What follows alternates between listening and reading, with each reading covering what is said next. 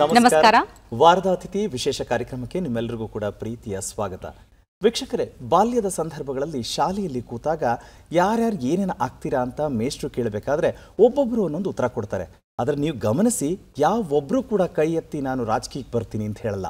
ಆದರೂ ಕೂಡ ವಿದ್ಯಾರ್ಥಿ ದಿಸೆಯಲ್ಲಿ ಎಲ್ಲರಲ್ಲೂ ಕೂಡ ನಾಯಕತ್ವದ ಗುಣ ಇರುತ್ತೆ.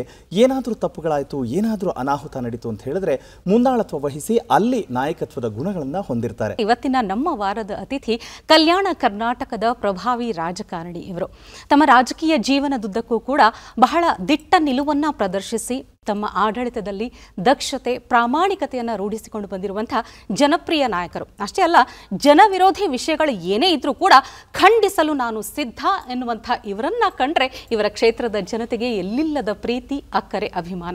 ಆ ಜನಪ್ರಿಯ ಮುಖಂಡರು ಯಾರು, ಅವರ ಒಂದು ಕಿರು ಪರಿಚಯವನ್ನ ನೋಡ್ಕೊಂಡು ಬರೋಣ. ಕರುನಾಡು ಕಂಡ ಧೀಮಂತ ನಾಯಕ, ಪ್ರಸ್ತುತ ಅರಣ್ಯ, ಪರಿಸರ ಮತ್ತು ಜೀವಿಶಾಸ್ತ್ರ ಇಲಾಖೆಯ ಸಚಿವರಾಗಿರುವ ಪ್ರಾಮಾಣಿಕ ರಾಜಕಾರಣಿ ಈಶ್ವರ್ ಖಂಡ್ರೆ. 1962ರ ಜನವರಿ 15ರಂದು ಜನಿಸಿದ ಈಶ್ವರ್ ಖಂಡ್ರೆ ಅವರ ತಂದೆ ಸ್ವಾತಂತ್ರ್ಯ ಹೋರಾಟಗಾರ, ರಾಜಕಾರಣಿ ಹಾಗೂ ಶಿಕ್ಷಣ ತಜ್ಞ ಭೀಮಣ್ಣ ಖಂಡ್ರೆ ಮತ್ತು ತಾಯಿ ಲಕ್ಷ್ಮೀಬಾಯಿ. ಮೆಕ್ಯಾನಿಕಲ್ ಇಂಜಿನಿಯರಿಂಗ್ ಪದವಿ ಪಡೆದಿರುವ ಈಶ್ವರ್ ಖಂಡ್ರೆ ಅವರು ಕಾಂಗ್ರೆಸ್ ಸೇವಾದಳದ ಸಕ್ರಿಯ ಕಾರ್ಯಕರ್ತರಾಗಿ ತೊಡಗಿಸಿಕೊಂಡರು. 2008ರ ವಿಧಾನಸಭಾ ಚುನಾವಣೆಯಲ್ಲಿ ಬೀದರ್ ಜಿಲ್ಲೆ ಭಾಲ್ಕಿ ಕ್ಷೇತ್ರದಿಂದ ಸ್ಪರ್ಧಿಸಿ ಮೊದಲ ಬಾರಿಗೆ ಶಾಸಕರಾದರು. 2013ರ ಚುನಾವಣೆಯಲ್ಲಿಯೂ ಗೆಲುವು ಸಾಧಿಸಿದ ಈಶ್ವರ್ ಖಂಡ್ರೆ ಅವರನ್ನು ಜಿಲ್ಲಾ ಕಾಂಗ್ರೆಸ್ ಪಕ್ಷದ ಅಧ್ಯಕ್ಷರನ್ನಾಗಿ ಆಯ್ಕೆ ಮಾಡಲಾಯಿತು.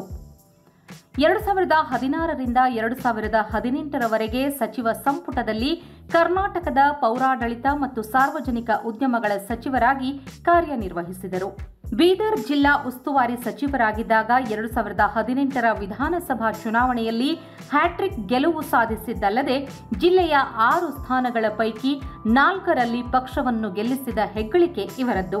ಕಳೆದ 2023ರ ಚುನಾವಣೆಯಲ್ಲಿಯೂ ಸತತ 4ನೇ ಬಾರಿ ಗೆಲುವು ಸಾಧಿಸಿದ ಈಶ್ವರ್ ಖಂಡ್ರೆ ಅವರು ಸಂಪುಟದಲ್ಲಿ ಸ್ಥಾನ ಪಡೆದು ಅರಣ್ಯ, ಪರಿಸರ ಮತ್ತು ಜೀವಿಶಾಸ್ತ್ರ ಇಲಾಖೆಯನ್ನು ಸಮರ್ಥ ರೀತಿಯಲ್ಲಿ ನಿರ್ವಹಿಸುತ್ತಿದ್ದಾರೆ. ರೈತರ ಜೀವನಾಡಿಯಾಗಿದ್ದ ಬೀದರ್ ಸಹಕಾರ ಸಕ್ಕರೆ ಕಾರ್ಖಾನೆಗೆ 2 ಬಾರಿ ಅಧ್ಯಕ್ಷರಾಗಿದ್ದ ಈಶ್ವರ್ ಖಂಡ್ರೆ ಅವರು ಸಹಕಾರ ಕ್ಷೇತ್ರದಲ್ಲಿ ಅಪಾರ ಸೇವೆ ಸಲ್ಲಿಸಿದ್ದಾರೆ.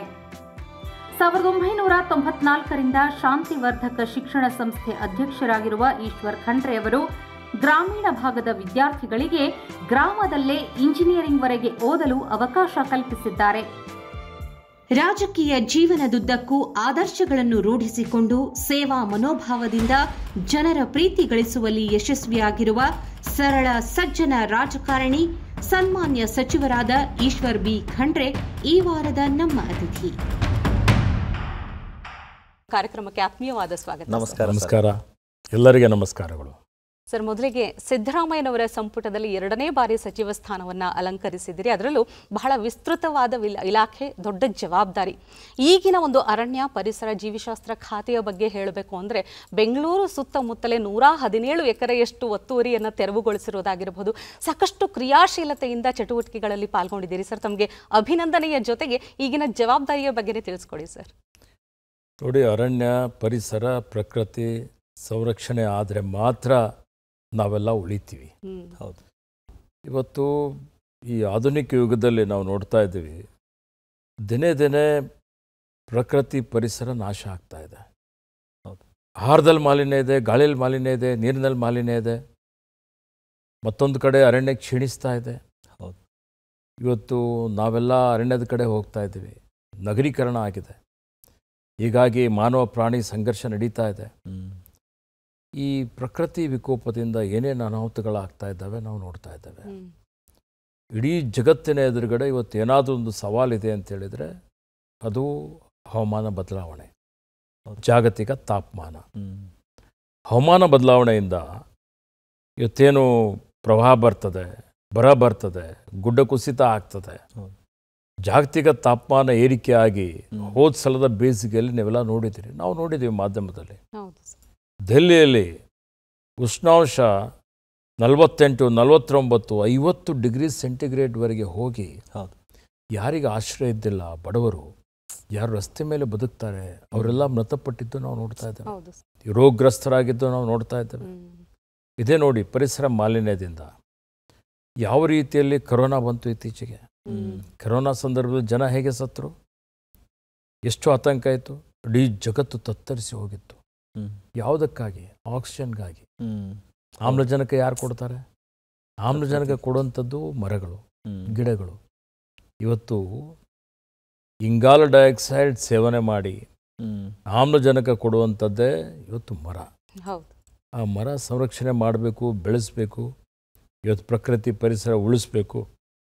ನಮ್ಮಲ್ಲಿರುವಂಥ ಏನು ಅರಣ್ಯ ಸಂಪತ್ತಿದೆ ಅಲ್ಲ, ಅದ್ಭುತವಾದಂಥದ್ದು. ಹೀಗಾಗಿ ನಾನು ಅರಣ್ಯ ಸಚಿವ ಆಗಕ್ಕಿಂತ ಮುಂಚಿತವಾಗಿ ಅರಣ್ಯ ಬಗ್ಗೆ, ಪರಿಸರ ಬಗ್ಗೆ, ಪ್ರಕೃತಿ ಬಗ್ಗೆ ನನಗೆ ಕಳಕಳಿ ಇತ್ತು. ಆದರೆ ಅಧ್ಯಯನ ಮಾಡಿರಲಿಲ್ಲ, ಸಂಪೂರ್ಣವಾದಂಥ ಮಾಹಿತಿ ಇರಲಿಲ್ಲ.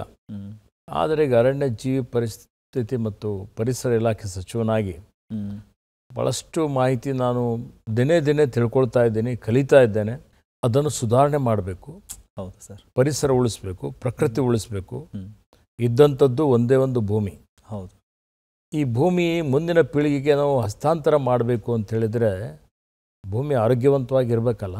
ಖಂಡಿತ ಸರ್. ಇಲ್ಲದಿದ್ದರೆ ಮುಂದಿನ ಪೀಳಿಗೆ ನಮಗೆ ಶಾಪ ಹಾಕ್ತಾರೆ.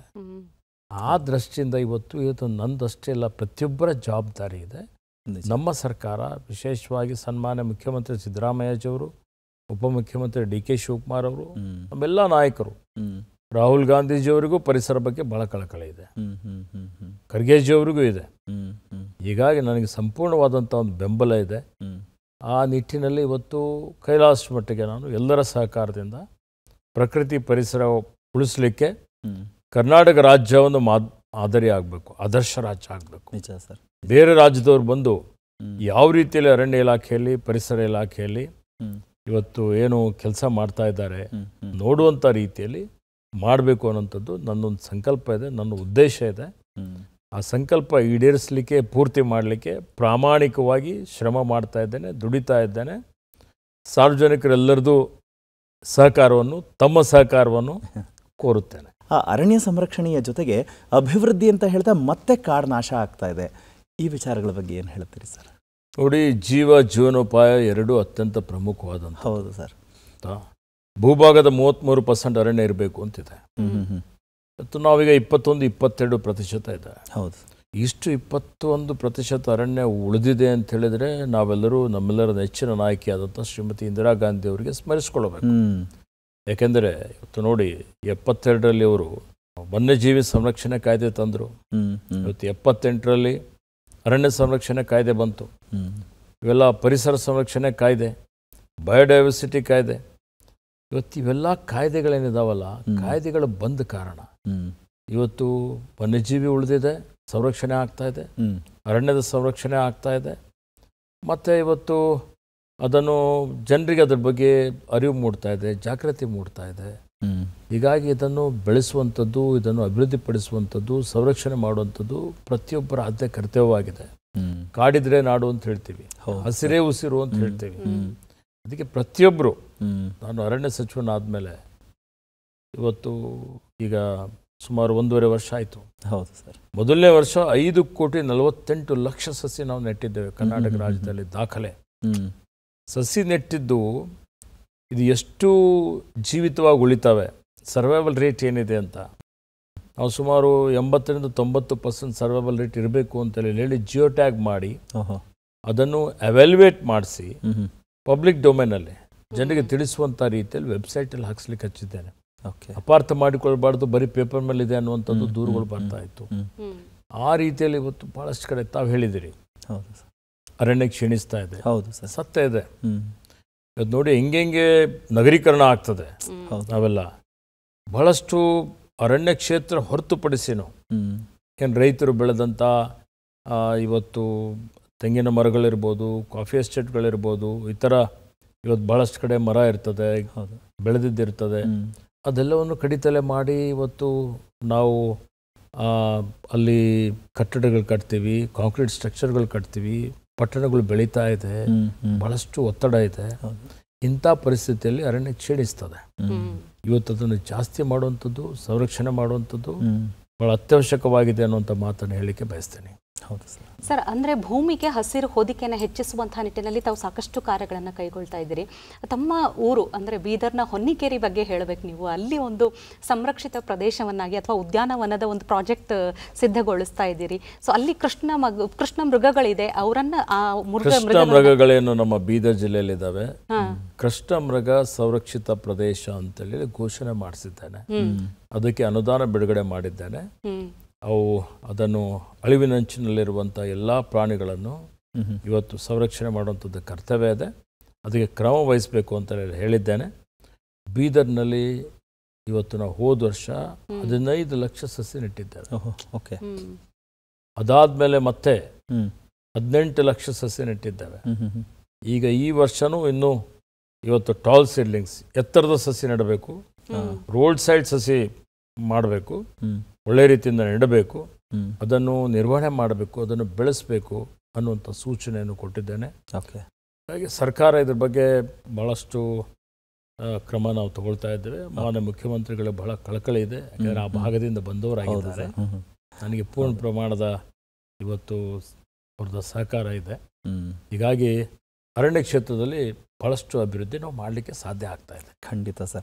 ಆಮೇಲೆ ಸರ್, ಹಿಂದೆ ನಾವು ಕೇಳ್ತಾ ಇದ್ದಾಗೆ ತುಂಬ ಅಂದರೆ ವನ ಮಹೋತ್ಸವಗಳು ಅನ್ನೋ ಕಾನ್ಸೆಪ್ಟು ಅಂದರೆ ಸಾಮಾನ್ಯರಿಗೆ, ಜನಸಾಮಾನ್ಯರಿಗೆ ತಿಳಿಸೋದಕ್ಕೆ ಅಥವಾ ಅವರು ಅದರಲ್ಲಿ ಭಾಗಿಯಾಗೋದಕ್ಕೆ ಇಂಥ ತುಂಬ ನಡೀತಾ ಇದ್ದು. ಬಟ್ ಇತ್ತೀಚಿನ ದಿನಗಳಲ್ಲಿ ಅದು ಕೇಳ್ತಾನೇ ಇಲ್ಲ. ಅಂದರೆ ಎಷ್ಟೋ ಜನಕ್ಕೆ ವನ ಮಹೋತ್ಸವ ಅಂತ ಹೇಳಿದ್ರೆ ಹೌದಾ ಮಾಡ್ತಾರಾ ಅನ್ನೋ ಮಟ್ಟಕ್ಕೆ ಬಂದು ನಿಂತಿದೆ. ಅಂದರೆ ಈಗ ನಿಮ್ಮ ಅವಧಿಯಲ್ಲಿ ಮತ್ತೆ ಅದನ್ನು ಏನಾದರೂ ಪುನಶ್ಚೇತನಗೊಳಿಸ್ತಾ ಅಂತ ಅಂದ್ರೆ ಆಚರಣೆ ನಾವು ವನ ಮಹೋತ್ಸವ ಮಾಡ್ತಾ ಇದ್ದೀವಿ. ವನ ಮಹೋತ್ಸವದ ನಿಮಿತ್ತನೇ ಈಗ ಲಕ್ಷ ಲಕ್ಷ ಕೋಟಿ ಕೋಟಿ ಏನು ನಾವು ಸಸ್ಯ ನೆಡ್ತಾ ಇದ್ದೀವಿ, ಅದರ ಮುಖಾಂತರ ನೆಡ್ತಾ ಇದ್ದೀವಿ. ಮತ್ತು ಶಾಲೆಗಳಲ್ಲಿ ನಮ್ಮ ಮಕ್ಕಳಿಗೆ ಅರಣ್ಯದ ಬಗ್ಗೆ, ಪರಿಸರದ ಬಗ್ಗೆ ಅವರಿಗೆ ಮಾಹಿತಿ ಇರಬೇಕು, ಅವೇರ್ನೆಸ್ ಇರಬೇಕು ಅಂತೇಳಿ ಹೇಳಿ ಇವತ್ತು ಅನೇಕ ಕಾರ್ಯಕ್ರಮಗಳನ್ನು ನಾವು ಹಮ್ಮಿಕೊಂಡಿದ್ದೇವೆ. ಹೋದ ವರ್ಷ ಇವತ್ತು ವನ ಮಹೋತ್ಸವದ ನಿಮಿತ್ತ ಪ್ರತಿಯೊಂದು ಶಾಲೆಗೆ ಕನಿಷ್ಠ 500 ಸಸಿ ನೆಡಬೇಕು ಅಂತೇಳಿ ಹೇಳಿ ನಾವು ಸೂಚನೆಯನ್ನು ಕೊಟ್ಟಿದ್ದೇವೆ.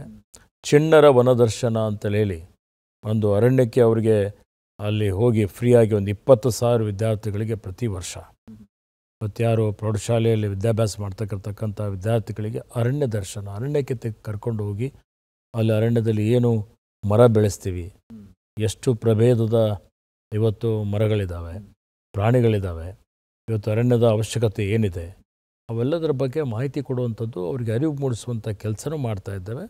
ಮತ್ತು ಗ್ರಾಮ ಪಂಚಾಯತಿ ಮಟ್ಟದಲ್ಲಿ, ಇವತ್ತು ಪಟ್ಟಣ ಪಂಚಾಯತಿ, ಪುರಸಭೆ ಮಟ್ಟದಲ್ಲಿ ಎಲ್ಲ ಜಿಲ್ಲಾಧಿಕಾರಿಗಳು, ಜಿಲ್ಲಾ ಪಂಚಾಯತ್ ಮುಖ್ಯ ಕಾರ್ಯನಿರ್ವಾಹಕ ಅಧಿಕಾರಿಗಳು ಇವರೆಲ್ಲರ ಒಂದು ಸಭೆ ಮಾಡಿ ನಮ್ಮಲ್ಲಿ ವಿಡಿಯೋ ಕಾನ್ಫರೆನ್ಸ್ ಮಾಡಿ ಎಲ್ಲರಿಗೂ ಸೂಚನೆಯನ್ನು ಕೊಟ್ಟು ಈ ವನಮಹೋತ್ಸವ ಕಾರ್ಯಕ್ರಮಗಳು ಭಾಳ ಅತ್ಯಂತ ಪರಿಣಾಮಕಾರಿಯಾಗಿ ರಾಜ್ಯದಲ್ಲಿ ಅನುಷ್ಠಾನ ಮಾಡಬೇಕು ಅನ್ನುವಂಥ ಒಂದು ರೀತಿಯಲ್ಲಿ ಸೂಚನೆಯನ್ನು ಕೊಟ್ಟಿದ್ದೇವೆ. ಬಹಳಷ್ಟು ಕಡೆ ಉತ್ತಮ ರೀತಿಯಲ್ಲಿ ಕೆಲಸ ಕಾರ್ಯಗಳು ಆಗ್ತಾ ಇದೆ. ಸರ್, ಈಗ ಅಂದರೆ ಸಂರಕ್ಷಣೆ ಅನ್ನೋ ಪದ ಆವಾಗಲಿಂದ ನಾವು ಮಾತಾಡ್ತಾನೆ ಇದ್ದೀವಿ ಸರ್. ಆ ಸಂರಕ್ಷಣೆ ಮಾಡಿದಾಗ ಮಾತ್ರನೇ ಉಳಿಯುತ್ತೆ, ಅದು ಬೆಳ್ಕೊಂಡು ಹೋಗುತ್ತೆ ಅಂತ. ಆದರೆ ಈಗ ಸಂರಕ್ಷಣೆ ಮಾಡೋವಂಥ ಜವಾಬ್ದಾರಿ ತುಂಬ ಜನ ಅಲ್ಲಿ ಕೆಲಸ ಮಾಡ್ತಾರಲ್ವ ಸರ್, ಅವರ ಸಂರಕ್ಷಣೆ ಹೇಗಾಗುತ್ತೆ ಸರ್? ಯಾಕೆಂದರೆ ತುಂಬ ಕಡೆ ಈಗ ನಾಡಿಗೆ ಹತ್ತಿರದಲ್ಲಿರುವಂಥ ಭಾಗ ಆದರೆ ಜನರ ವಹಿವಾಟು ಅಥವಾ ಓಡಾಟ ಯಾವಾಗಲೂ ಇರುತ್ತೆ. ಆದರೆ ಮುಂದೆ ಮುಂದೆ ಹೋದಂಗೆ ಕಾಡು ಅಂದರೆ ಇನ್ಯಾರ್ಯಾರೋ ಮರ ಕಳ್ತನ ಮಾಡೋದು ಈ ಥರದ್ದೆಲ್ಲ ಇರುತ್ತಲ್ಲ, ಅವಾಗ ಬಂದಾಗ ಅವ್ರನ್ನ ಅಟ್ಯಾಕ್ ಮಾಡೋದು, ಈ ಥರದ್ದು ತುಂಬ ಕೇಳ್ತಿರ್ತೀವಲ್ಲ. ಅವರ ರಕ್ಷಣೆಗೆ ಅಂದರೆ ನಿಮ್ಮ ಅವಧಿಯಲ್ಲಿ ಏನಾದರೂ ವಿಶೇಷವಾದ ಕ್ರಮಗಳನ್ನು ತಗೊಂಡಿದ್ದೀರಾ ಸರ್? ನೋಡಿ, ನಾನು ಯಾರು ಮುಂಚೂಣಿ ಘಟಕದಲ್ಲಿ ಇವತ್ತು ಆ್ಯಂಟಿ ಪೋಚಿಂಗ್ ಕ್ಯಾಂಪ್ಸ್ ಇದೆ, ಇವತ್ತು ನಮ್ಮಲ್ಲಿ ರ್ಯಾಪಿಡ್ ರೆಸ್ಪಾನ್ಸ್ ಟೀಮ್ ಅಂತಿದೆ, ಮತ್ತು ಇವತ್ತು ETF ಇದೆ, ಎಲಿಫೆಂಟ್ ಟಾಸ್ಕ್ ಫೋರ್ಸ್ ಇದೆ, ಲೇಪೋರ್ಟ್ ಟಾಸ್ಕ್ ಫೋರ್ಸ್ ಇದೆ. ಈಗೇನಾಗ್ತಾ ಇದೆ, ಮಾನವ ಪ್ರಾಣಿ ಸಂಘರ್ಷದಲ್ಲಿ ಇವತ್ತು ಇತ್ತೀಚೆಗೆ ಪ್ರಾಣಿಗಳು ಅರಣ್ಯದ ಹೊರಗಡೆ ಬರ್ತಾ ಇದ್ದಾವೆ. ಈ ಮಾನವ ಪ್ರಾಣಿ ಸಂಘರ್ಷದಲ್ಲಿ ಅತ್ಯಮೂಲ್ಯವಾದಂಥ ನಾವು ಮಾನವ ಪ್ರಾಣಹಾನಿ ಆಗ್ತಾ ಇದೆ. ಭಾಳ ಆತಂಕವಾದಂಥ ಒಂದು ವಿಚಾರ ಇಡೀ ದೇಶದಾದ್ಯಂತ ಇದೆ. ಹಿಂದೆನೂ ಇದ್ದಿಲ್ಲ ಅಂತಿಲ್ಲ, ಅನಾದಿ ಕಾಲದಿಂದಲೂ ಇದೆ. ಅದಕ್ಕೆ ರಾಜ ಮಹಾರಾಜರು ಬೇಟೆ ಆಡ್ಲಿಕ್ಕೆ ಹೋಗ್ತಿದ್ರು. ಈಗ ಬೇಟೆ ಆಡ್ಲಿಕ್ಕೆ ಬರೋದಿಲ್ಲ, ಕಾಯ್ದೆ ಇದೆ, ಕಾನೂನಿದೆ. ಮತ್ತು ಈಗ ನಾವು ಸಂರಕ್ಷಣೆ ಮಾಡೋದರಿಂದ ಅರಣ್ಯದಲ್ಲಿ ಪ್ರಾಣಿಗಳ ಸಂಖ್ಯೆ ಜಾಸ್ತಿ ಆಗಿದೆ. ನೋಡಿ, ನಾವು ಇವತ್ತು ಆನೆಗಳ ಸಂಖ್ಯೆ ನಮ್ಮ ರಾಜ್ಯದಲ್ಲಿ 6,395 ಆನೆಗಳಿದ್ದಾವೆ. ಇಡೀ ದೇಶದಲ್ಲಿ ನಂಬರ್ 1 ಸ್ಥಾನ ನಮ್ಮದು. ಟೈಗರ್ಸಲ್ಲಿ, ಹುಲಿಯಲ್ಲಿ ನಮ್ಮದು ಸುಮಾರು 563 ಹುಲಿಗಳಿದ್ದಾವೆ ನಮ್ಮಲ್ಲಿ. ಇವತ್ತು ಚಿರತೆಗಳದಂತೂ ಲೆಕ್ಕನೇ ಇಲ್ಲ. ಈಗ ಎಲ್ಲ ರಸ್ತೆ ಮೇಲೆ ಬ್ಯಾಂಗ್ಳೂರಿನಲ್ಲಿ ಅಪಾರ್ಟ್ಮೆಂಟಲ್ಲೆಲ್ಲ ಬರುವಂಥ ಪರಿಸ್ಥಿತಿ ಇದೆ. ಸೊ ಈ ಇದರಲ್ಲಿ ನಾವೇನು ಈಗಾಗಲೇ ಆನೆ ಕಾರ್ಯಪಡೆ ಮಾಡಿದ್ದೇವೆ, ಚಿರತೆ ಕಾರ್ಯಪಡೆ ಮಾಡಿದ್ದೇವೆ. ಇವತ್ತು ಫ್ರಂಟ್ಲೈನಲ್ಲಿ ಆ್ಯಂಟಿ ಪೋಚಿಂಗ್ ಕ್ಯಾಂಪ್ಗಳೆಲ್ಲ ಯಾರೇ ಕಳ್ಳಬೇಟೆದಾರರು ಯಾರು ಬಂದರು ಹಿಡಿಯುವಂಥದ್ದಕ್ಕೆ ಮಾಡಿದ್ದೇವೆ. ಅವರಿಗೆ ಅಪಾಯ ಆಗದ ರೀತಿಯಲ್ಲಿ ಅವರಿಗೆಲ್ಲ ನಾವು ಸಂರಕ್ಷಣೆ ಮಾಡುವಂಥ ಸಲಕರಣೆಗಳು ಕೊಡ್ತಾ ಇದ್ದೇವೆ, ವಾಹನಗಳು ಕೊಟ್ಟಿದ್ದೇವೆ, ಅವರಿಗೆ ಇರಲಿಕ್ಕೆ ವ್ಯವಸ್ಥೆ ಮಾಡಿದ್ದೇವೆ. ಅವರಿಗೆ ನಾನು ಬಂದ ಮೇಲೆ ಯಾರ್ಯಾರು ಹೊರಗುತ್ತಿಗೆ ಆಧಾರದ ಮೇಲೆ ಮುಂಚೂಣಿ ಘಟಕದಲ್ಲಿ ಯಾರ್ಯಾರು ಸೇವೆ ಮಾಡ್ತಾಯಿದ್ರು ಅವರಿಗೆ ಹಾರ್ಡ್ಶಿಪ್ ಭತ್ತೆ ಅಂತೇಳಿ ತಿಂಗಳಿಗೆ 2,000 ರೂಪಾಯಿ ಜಾಸ್ತಿ ಮಾಡಿದ್ದೇವೆ. ಮತ್ತು ಅವರಿಗೆ ಗಾಯ ಆದರೆ ಅವರಿಗೆ ಪರಿಹಾರ ಕೊಡುವಂಥದ್ದು ಎಲ್ಲ ರೀತಿಯ ಕ್ರಮಗಳನ್ನು ನಾವು ತೆಗೆದುಕೊಂಡಿದ್ದೇವೆ. ಅವರಲ್ಲಿ ವಿಶ್ವಾಸ ಮೂಡಿಸುವಂಥ ಕೆಲಸ ನಾವು ಮಾಡಿದ್ದೇವೆ. ಸರ್, ಇನ್ನು ರಾಜಧಾನಿ ಬೆಂಗಳೂರಿನ ಬಗ್ಗೆ ಮಾತಾಡೋದಾದರೆ ಉದ್ಯಾನ ನಗರಿ ಅಂತ ಹೇಳ್ತೀವಿ. ಆದರೆ ಎಲ್ಲರೂ ಕೇಳಿದಾಗ ಸಾಮಾನ್ಯವಾಗಿ ಬೆಂಗಳೂರಲ್ಲಿ ದೊಡ್ಡ ಉದ್ಯಾನಗಳು ಅಂತ ಅಂದಾಗ ಲಾಲ್ಬಾಗ್, ಕಬ್ಬನ್ ಪಾರ್ಕ್ ಎರಡನ್ನೇ ಹೇಳ್ತೀವಿ. ಆದರೆ ಈ ಎರಡು ಉದ್ಯಾನಗಳು ಎಷ್ಟೋ ನೂರಾರು ವರ್ಷಗಳಷ್ಟು ಹಳೆಯದಾದದ್ದು. ಇತ್ತೀಚಿನ ವರ್ಷಗಳಲ್ಲಿ ಇಂಥದ್ದೇ ಮಾದರಿಯ ಉದ್ಯಾನವನ್ನು ನಿರ್ಮಿಸಬೇಕು ಅನ್ನುವಂಥ ಯೋಚನೆ ತಮ್ಮಲ್ಲಿ ಬಂತು. ಯಲಹಂಕ ಭಾಗದಲ್ಲಿ ಒಂದು ದೊಡ್ಡ ಬೃಹತ್ ಉದ್ಯಾನ ನಿರ್ಮಾಣದ ತಯಾರಿ ಬಗ್ಗೆ ತಾವು ಹೇಳಬೇಕು ಸರ್. ನೋಡಿ, ನಾನು ಚಿಕ್ಕವನಿದ್ದಾಗಿನಿಂದ ಬ್ಯಾಂಗ್ಳೂರು ನೋಡಿದ್ದೇನೆ. ನಾನು ಬ್ಯಾಂಗ್ಳೂರು ನಿವಾಸಿ ಅಲ್ಲ, ಬೀದರ್ನವನು, 750 ಕಿಲೋಮೀಟರ್ ಇಲ್ಲಿಂದ. ನಮ್ಮ ತಂದೆಯವರು ಶಾಸಕರಾಗಿದ್ದಾಗ ನಾವು ಬಂದು ಶಾಸಕರ ಭವನದಲ್ಲಿ ಇರ್ತಾ ಇದ್ದೀವಿ. 70-80ರ ದಶಕದಲ್ಲಿ ನಾವಲ್ಲಿ ನಮ್ಮ ತಂದೆಯವರು ನಮಗೆ ಹೊರಗಡೆ ಕರ್ಕೊಂಡು ಹೋಗಿದ್ದಂಥ ಸಂದರ್ಭದಲ್ಲಿ ಸಂಪೂರ್ಣ ದಟ್ಟವಾದಂಥ ಒಂದು ಅರಣ್ಯ ಥರ ಗಿಡಗಳು ಮರಗಳು ಎಲ್ಲ ಕಡೆ ನಾನು ನೋಡ್ತಿದ್ದೆ. ಹಚ್ಚ ಹಸಿರಾದಂಥದ್ದು. ಇವತ್ತು ಏನು ನಾವು ಬ್ಯಾಂಗ್ಳೂರು ಉದ್ಯಾನವನ ಅನ್ನುವಂಥ ರೀತಿಯಲ್ಲೇ ನಾವೆಲ್ಲ ನೋಡಿದ್ದವರು. ಬರ್ತಾ ಬರ್ತಾ ಇದು ಕಾಂಕ್ರೀಟ್ ಸ್ಟ್ರಕ್ಚರ್ ಆಗಿದ್ದು ನಾನು ನೋಡ್ತಾ ಇದ್ದೆ. ಈಗಲಂತೂ ನಾನು ಮಂತ್ರಿ ಆಗಿನೂ ಇವತ್ತು ಈ ಸಂಚಾರ ದಟ್ಟಣೆಯಲ್ಲಿ ಸಿಲುಕೊಂಡ್ರೆ ಏನಪ್ಪ ಬೆಂಗಳೂರೀಗ ಸ್ಲೋ ಆಗಿ ಏನಾಗುತ್ತೋ ಮುಂದೋ ಅನ್ನುವಂಥ ರೀತಿಯಲ್ಲಿ ನಮಗೆ ಅನ್ನಿಸ್ತದೆ ಇಲ್ಲಿರುವಂಥ ಸಮಸ್ಯೆಗಳು ನೋಡಿದರೆ. ಸೊ ಹೀಗಾಗಿ ಈಗ ಇಲ್ಲಿಂದ ಕಬ್ಬನ್ ಪಾರ್ಕ್ ಇದೆ, ಲಾಲ್ಬಾಗ್ ಇದೆ. ಇನ್ನೊಂದು ಲಂಗ್ ಸ್ಪೇಸ್ ಬೇಕಿಲ್ಲ ಬೆಂಗಳೂರಿನಲ್ಲಿ, ಭಾಳ ಅವಶ್ಯಕತೆ ಇದೆ. ನೋಡಿ, ಇಲ್ಲಿ ಜನಸಂಖ್ಯೆ ಜಾಸ್ತಿ ಆಗಿದೆ. 101 ಕೋಟಿ 10 ಲಕ್ಷ, 1 ಕೋಟಿ 20 ಲಕ್ಷ, ಇನ್ನೂ ಏರಿಕೆನೇ ಹಾಕೋತ ಹೋಗ್ತದೆ. ಇಂಥಲ್ಲಿ ಜನದಟ್ಟಣೆ ಮತ್ತು ಒತ್ತಡ ಜಾಸ್ತಿ ಆಗಿದ್ದಾಗ ಇವತ್ತು ಯೋಜನಾಬದ್ಧವಾಗಿ ಬೆಂಗಳೂರು ಬೆಳೀಲಿಕ್ಕೆ ಆಗೋದಿಲ್ಲ. ಭಾಳ ಕಡೆ ಎಲ್ಲ ನೋಡ್ತಾ ಇದ್ದೇವೆ. ಇಂಥ ಪರಿಸ್ಥಿತಿಯಲ್ಲಿ ಬೆಂಗಳೂರಿಗೆ ಒಂದು ಉದ್ಯಾನವನ ಇನ್ನೊಂದು ಅವಶ್ಯಕತೆ ಇದೆ ಅಂತ ಹೇಳಿ ನನಗೆ ಅನ್ನಿಸ್ತು. ಹೀಗಾಗಿ ನಾನು ಅರಣ್ಯ ಇಲಾಖೆದೇ ಒಂದು ಅಂಗವಾದಂಥ ನಮ್ಮ ಅರಣ್ಯ ಅಭಿವೃದ್ಧಿ ನಿಗಮದಲ್ಲಿ ಅದರ ಅಧ್ಯಕ್ಷ ನಾನೇ ಇದ್ದೆ ಹಿಂದೆ. ಈಗ ಇನ್ನೋರು ನಮ್ಮ ಸ್ನೇಹಿತರಿಗೆ ಮಾಡಿದ್ದೇವೆ. 153 ಎಕರೆ ಮಾದಪ್ಪನಹಳ್ಳಿಯಲ್ಲಿ ಒಂದು ಅರಣ್ಯದೇ ಜಮೀನಿದೆ. ಅಲ್ಲಿ ಹೋಗಿ ನಂಗೆ ನೋಡಿದಾಗ ಅನ್ನಿಸ್ತು, ಇಲ್ಲಿ ಒಂದು ವೃಕ್ಷೋದ್ಯಾನ ಮಾಡಬೇಕು ಅಂತೇಳಿ. ಇಲ್ಲಿ ಒಂದು ಉತ್ತಮ ರೀತಿಯಲ್ಲಿ ನಾವು ಕಬ್ಬನ್ ಪಾರ್ಕ್ ಥರ, ಲಾಲ್ಬಾಗ್ ಥರ ಒಂದು ಉದ್ಯಾನವನ ಮಾಡಿದೀವಿ ಅಂತ ಹೇಳಿದ್ರೆ ಬೆಂಗಳೂರಿಗೆ ಮತ್ತೊಂದು ಲಂಗ್ ಸ್ಪೇಸ್ ನಿರ್ಮಾಣ ಮಾಡಿದಂಗೆ ಆಗ್ತದೆ ಅನ್ನುವಂಥ ದೃಷ್ಟಿಯಿಂದ ಈಗಾಗಲೇ ಅದಕ್ಕೆ 25 ಕೋಟಿ ರೂಪಾಯಿ ಅನುದಾನ ಇಕ್ಕಿದ್ದೇನೆ. ಈ ವರ್ಷ ಕಾಮಗಾರಿ ಪ್ರಾರಂಭ ಮಾಡ್ತೇವೆ. ವಿಸ್ತೃತ ಯೋಜನಾ ವರದಿ ತಯಾರು ಮಾಡಿಸಿದ್ದೇನೆ. ಮತ್ತು ಪ್ರಾರಂಭ ಮಾಡಿ ಆಮೇಲೆ ಅಂತಿಮವಾಗಿ ಸನ್ಮಾನ್ಯ ಮುಖ್ಯಮಂತ್ರಿಯವರ ಕೈಯಲ್ಲಿ ಅದನ್ನು ಉದ್ಘಾಟನೆಯನ್ನು ಮಾಡಿಸ್ತೇನೆ.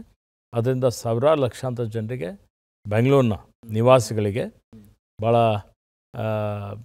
ಒಳ್ಳೆಯದಾಗ್ತದೆ ಅನ್ನುವಂಥದ್ದು ನನ್ನ ಭಾವನೆ ಇದೆ. ಇವತ್ತು ನಾವು ಎಲ್ಲ ಬದುಕನ್ನು ಮೆಕ್ಯಾನಿಕಲ್ ಲೈಫ್ ಮಾಡ್ಕೊಂಡಿದ್ದೀವಿ. ನೀವು ಮೆಕ್ಯಾನಿಕಲ್ಲು, ಬಟ್ ಲಾಜಿಕ್ ಆಗಿ ತುಂಬ ಯೋಚನೆ ಮಾಡ್ತೀರಾ.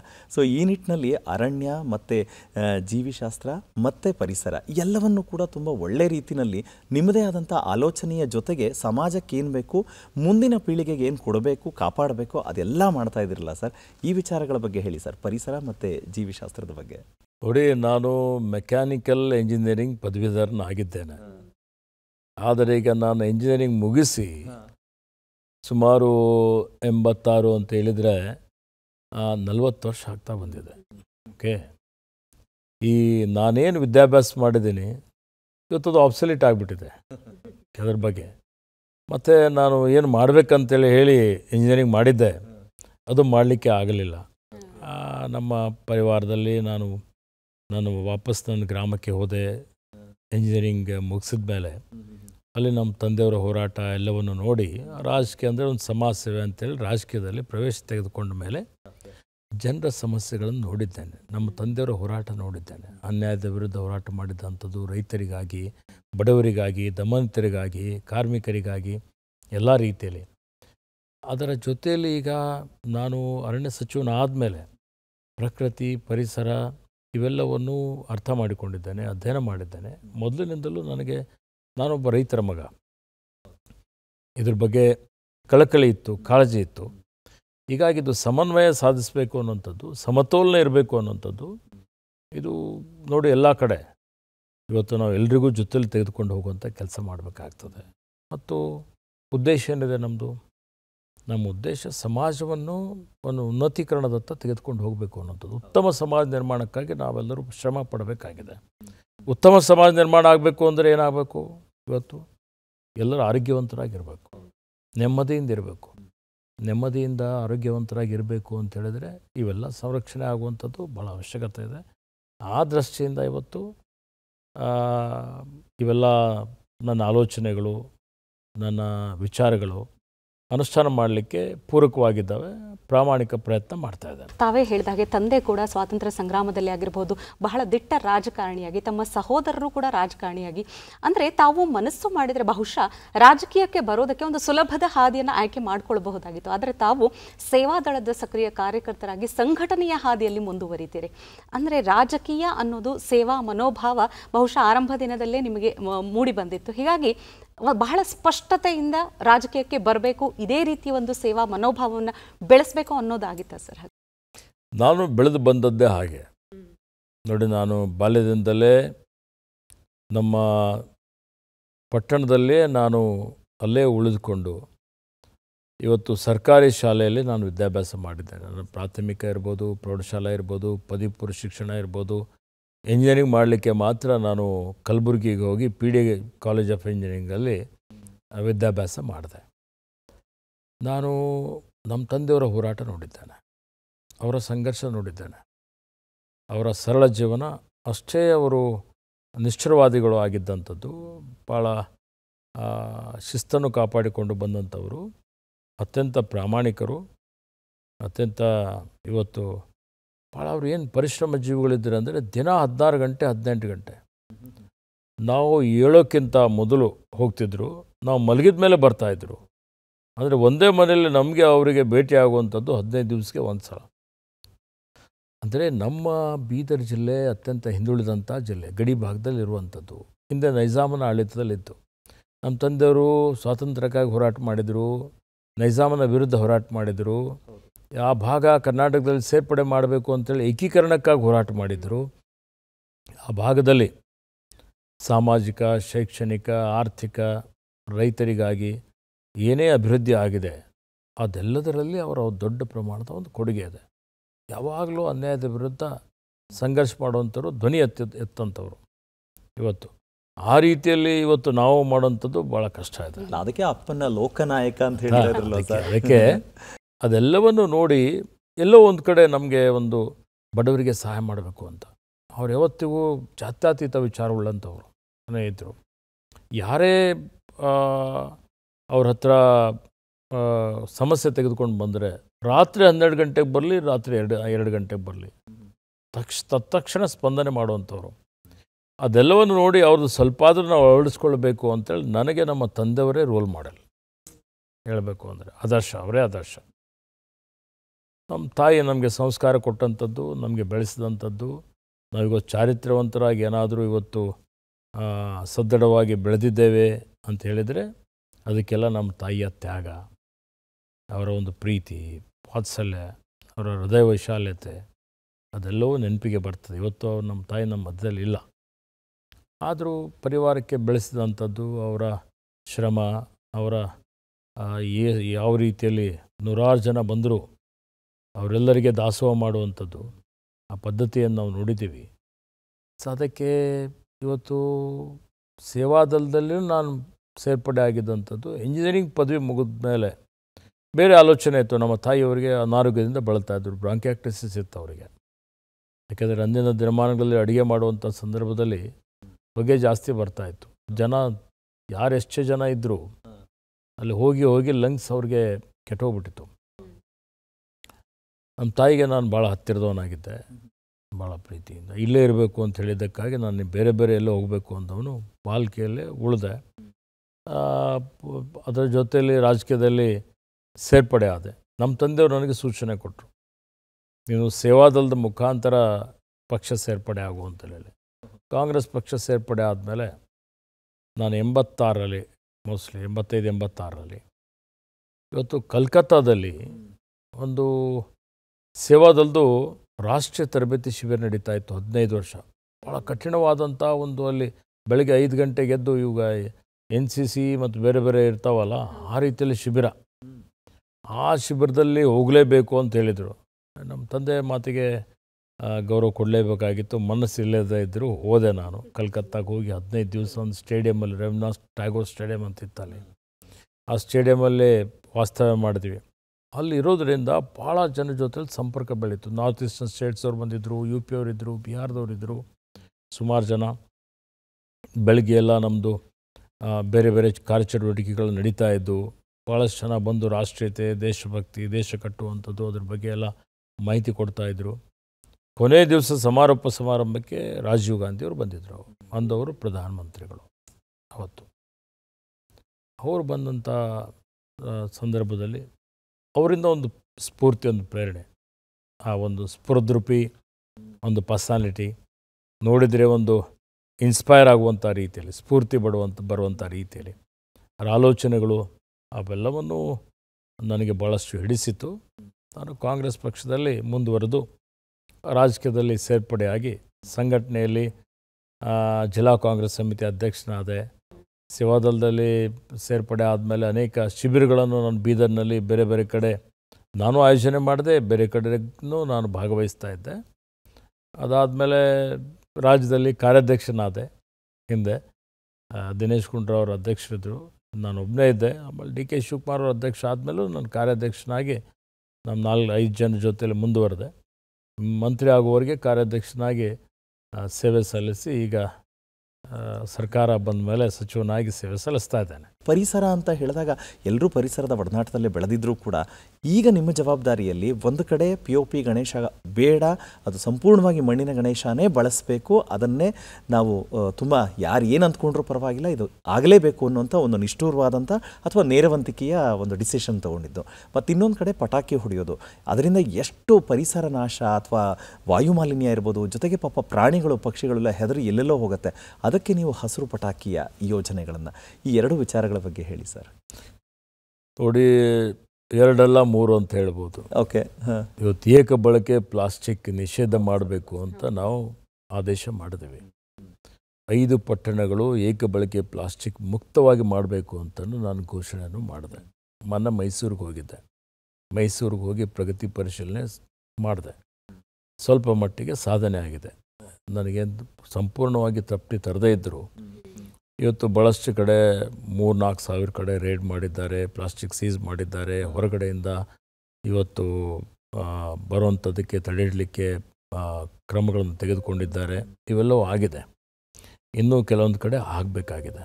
ಇವತ್ತು ನೋಡಿ, ನಾವು ಕಾಯ್ದೆ ಕಾನೂನುಗಳು ಮಾಡಿದ್ದೇವೆ. ಇವೆಲ್ಲ ಕಾಯ್ದೆ ಕಾನೂನುಗಳು ಮಾಡಿದಂಥದ್ದು ಯಶಸ್ವಿ ಆಗಬೇಕು ಅಂತ ಹೇಳಿದ್ರೆ ಇದು ಸಾರ್ವಜನಿಕರ ಮನಸ್ಸಿನಲ್ಲಿ ಬರಬೇಕು. ಇವತ್ತು ಜನಾಂದೋಲನ ಆಗಬೇಕು. ಜನರಲ್ಲಿ ಮನಸ್ಸಲ್ಲಿ ಬರದೇ ಇದ್ದರೆ ನಾವು ಕಾಯ್ದೆ ಮಾಡಿದರೂ ಅನುಷ್ಠಾನ ಮಾಡಲಿಕ್ಕೆ ಆಗೋದಿಲ್ಲ. ಎಷ್ಟೊಂದು ನೀವು ಕೇಸ್ಗಳು ಹಾಕ್ತೀರಿ, ಎಷ್ಟು ನೀವು ದುಡ್ಡನ್ನು ವಸೂಲಿ ಮಾಡ್ತೀರಿ, ಆಗೋದಿಲ್ಲ. ಸೊ ಅದಕ್ಕೆ ಇದ್ರ ಬಗ್ಗೆ ಅರಿವು ಮೂಡಿಸ್ಲಿಕ್ಕೆ, ಇದ್ರ ಬಗ್ಗೆ ಜಾಗೃತಿ ಮೂಡಿಸ್ಲಿಕ್ಕೆ ಎಲ್ಲ ಕಡೆ ಕ್ರಮ ತೆಗೆದುಕೊಳ್ಬೇಕು ಅಂತ ಹೇಳಿದ್ದೇನೆ. ಮತ್ತು ಹಂತವಾಗಿ ಒಂದೇ ಸಲ ಎಲ್ಲವೂ ಆಗೋದಿಲ್ಲ. ಪ್ಲಾಸ್ಟಿಕ್ ಯಾಕೆ ಏಕಬಳಕೆ ಪ್ಲಾಸ್ಟಿಕ್ಗೆ ನಾವು ಇವತ್ತು ತ್ಯಜಿಸಬೇಕು? ಜನರಿಗೆ ನೋಡಿ, ಪ್ಲಾಸ್ಟಿಕ್ ಮಣ್ಣಲ್ಲಿ ಮಣ್ಣು ಆಗೋದಿಲ್ಲ, ನೀರಿನಲ್ಲಿ ಕರಗೋದಿಲ್ಲ. ಇದನ್ನು ಸುಟ್ಟರೆ ವಿಷಪೂರಿತ ಏನು ಇದು ಬರ್ತದೆ, ನಿಮ್ಮದು ಹೊಗೆ ಬರ್ತದೆ, ಅದು ನೀವು ಸೇವನೆ ಮಾಡೋದ್ರಿಂದ ಕ್ಯಾನ್ಸರ್ ಆಗುತ್ತೆ.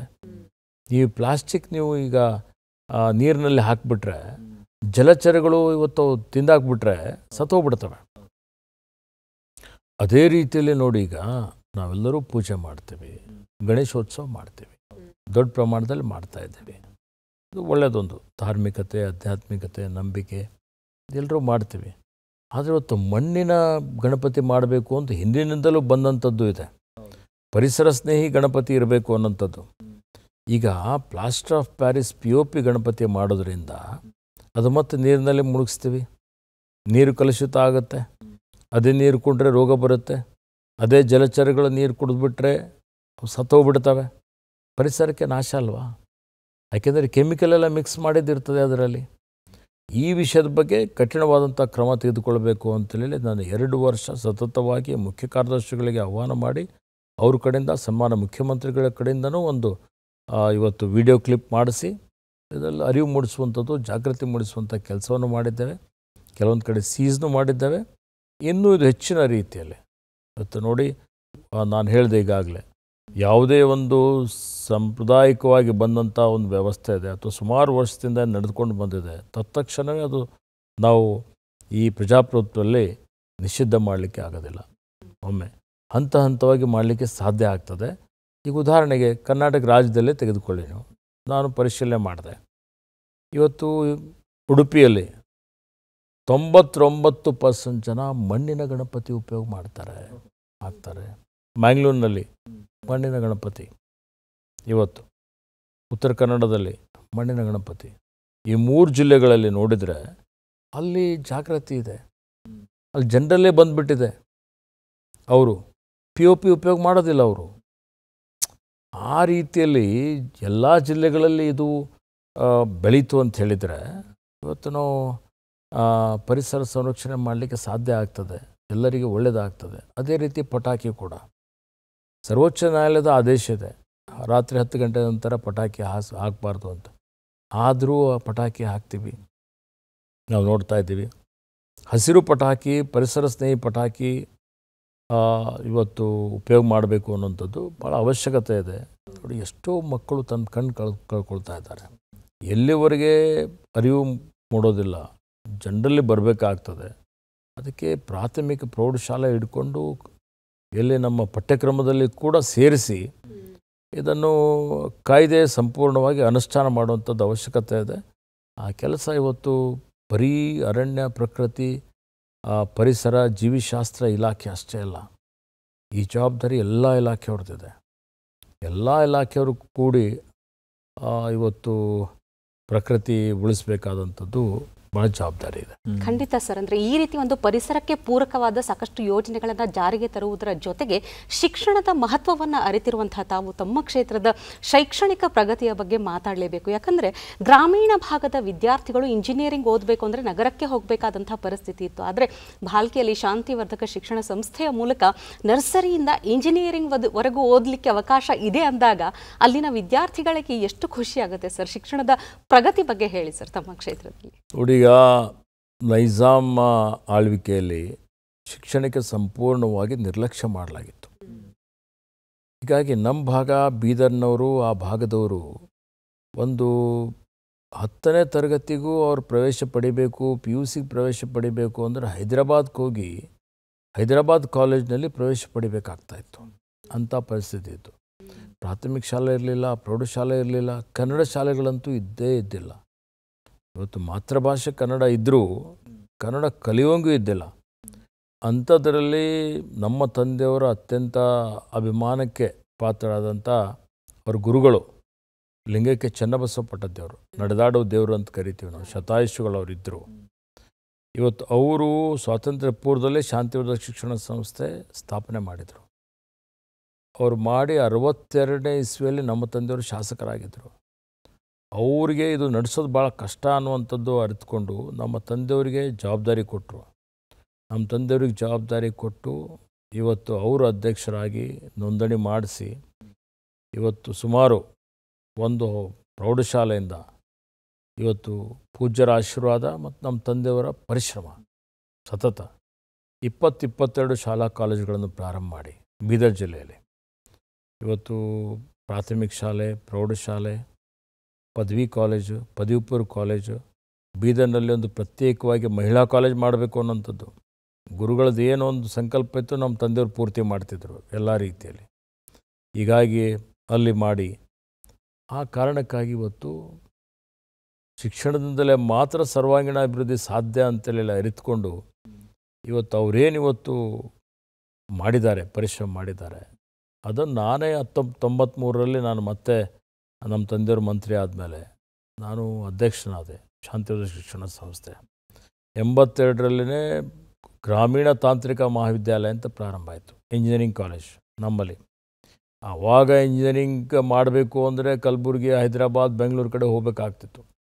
ಗ್ರಾಮೀಣ ಭಾಗದ ವಿದ್ಯಾರ್ಥಿಗಳಿಗೂ ಗುಣಮಟ್ಟದ ತಾಂತ್ರಿಕ ಶಿಕ್ಷಣ ಸಿಗಬೇಕು ಅಂತ ದೂರದರ್ಶಿತ್ವ ಇಟ್ಕೊಂಡು 40 ವರ್ಷ ಕೆಳಗಡೆ, ಇವತ್ತು ನೋಡಿ 82ರಲ್ಲಿ ಪ್ರಾರಂಭ ಆಗಿದ್ದು 43 ವರ್ಷ ಆಯಿತು. 43 ವರ್ಷಗಳ ಕೆಳಗಡೆ ಆ ಒಂದು ತಾಂತ್ರಿಕ ಮಹಾವಿದ್ಯಾಲಯ ಪ್ರಾರಂಭ ಮಾಡಿ ಈಗ ಅದನ್ನು ನಾವು Bheemanna Khandre institute of technology ಅಂತ ಮಾಡಿದ್ದೀವಿ, ತಾಂತ್ರಿಕ ಮಹಾವಿದ್ಯಾಲಯ ಅಂತ. ಅಲ್ಲಿ ಇಲ್ಲಿವರೆಗೆ ಸುಮಾರು 15,000 ಇಂಜಿನಿಯರ್ಸ್ ತಯಾರಾಗಿದ್ದಾರೆ.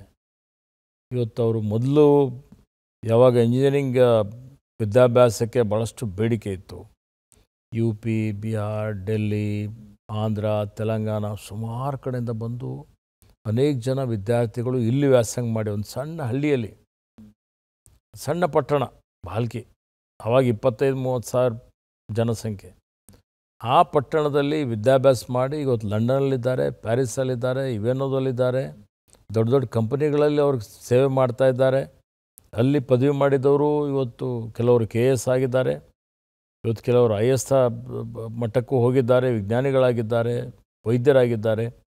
ಭಾಳ ದೊಡ್ಡ ಮಟ್ಟದ ಅವರ ಒಂದು ಸಾಧನೆ ಅಂತಲೇ ಹೇಳ್ಬೋದು. ಅವತ್ತು ಯಾವುದೇ ಪ್ರತಿಫಲಾಪೇಕ್ಷೆ ಇಲ್ಲದೆ, ಇವತ್ತು ಬೆಂಗಳೂರಲ್ಲಿ ತೆಗೋದು ಬೇರೆ, ಬೆಂಗಳೂರಲ್ಲೆಲ್ಲ ವ್ಯಾಪಾರೀಕರಣ ಆಗಿದೆ.